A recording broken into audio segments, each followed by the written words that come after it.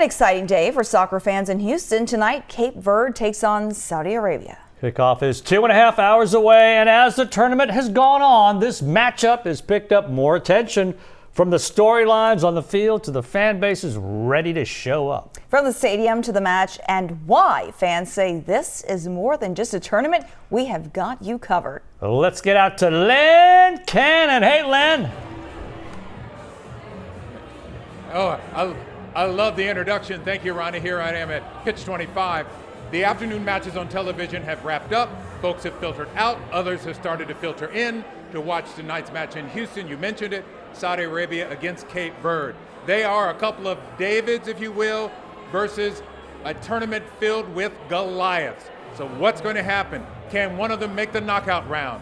Let's go check out a preview with our resident soccer analyst, Luis Ortiz, at Houston Stadium right now. Hello, Luis.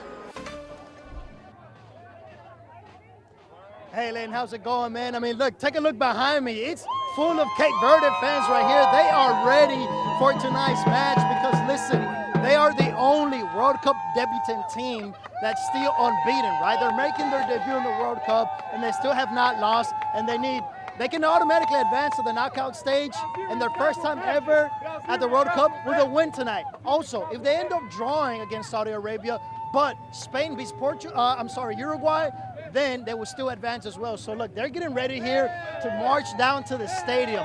There's a band here. They got drums, they got all type of instruments. They're making noise, and they're ready. Let's walk over here, and I'm gonna show you as they're getting ready to march down to Houston Stadium. But this is also going to be a game in which we've already ran to a few Cape Verdean fans, and they said, hey, we even met some Mexican fans, because a lot of Mexican fans, Honduran fans, all types of fans are here to support Cape Verde, who has been the Cinderella story of this tournament. They shocked the world, earning a scoreless draw against Spain, and then a 2-2 draw against Uruguay, two teams that were expected to make a deep run in this World Cup. Spain right now leading the group, and as you can hear, the party's getting started here for Cape Verde as they're getting ready to take on Saudi Arabia tonight. Big Cape Verdeans as they look to advance to the knockout stage for the first time in their history. Back to you guys.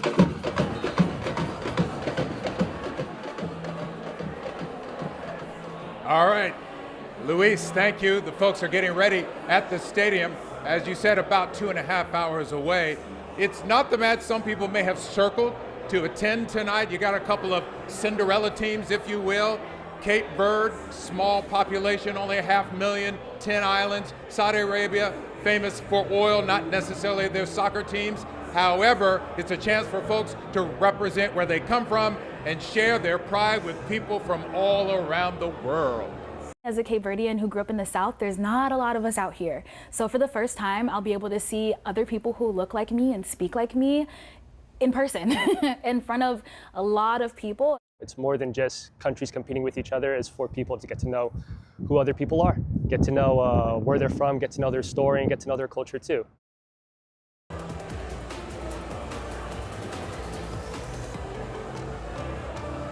If you're planning on heading out to celebrate, or if you're going to be anywhere near Edo or or at the match itself, be ready to deal with the traffic. Let's go to Jennifer Reyna, who's going to give us an update on how to get around. Hello, Jen. Hey, Len. Luckily, you're already in the greatest spot, which you've skipped the traffic. But for everybody else, we have to get to the fan festival, right? So if you're taking Metro Rail, you'll want to take the green or the purple line. And you can see here, if you're driving in the highway conditions, 290, we have an incident out in the Cypress area, one near Jersey Village, and then trouble along the 610 West Loop. So that's what you're dealing with. This is a closer look at the 610 Loop, and 59 Southwest is packed from, let's say, West U, Upper Kirby into downtown. You can see 2nd Ward and Edo there off to the right part of downtown.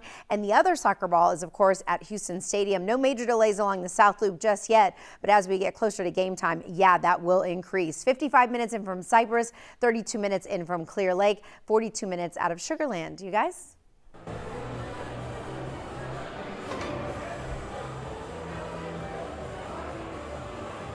All right, Jen, thank you very much. All right, it's been a couple of weeks since the World Cup got started, and since then, 30 people could face charges for flying drones near FIFA Fan Fest and Houston Stadium. We want to remind you there is a no drone zone over the Fan Fest as well as Houston Stadium. In fact, we learned today 4 people have now been hit with federal charges for violating the no drone policy.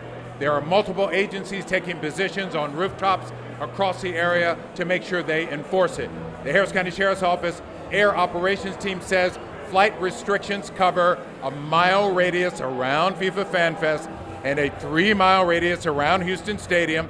The FBI says violators could face a civil penalty of up to $75,000, so it's no joke, and criminal fines up to $100,000 if you face federal charges. Again, 4 people have since been hit with those federal charges, so they could be facing fines of up to $100,000. No drone policy, don't do it. Cheryl and Ronnie, back to you. Yeah, don't do it. We've been warning people far ahead of the World Cup. All right. Thank you so much, Len. Let's talk about the weather and just how hot it is, Chris. Oh, gosh, really hot out there. Here's a live look right now at Houston Stadium, seeing that sun bearing down. Not really any cloud cover to keep us cooler, but as we take a look at those temperatures, 94 for the actual temp at Bush Airport, Sugar Land 90 degrees, Conroe at 94, feeling like 105, especially out in Houston.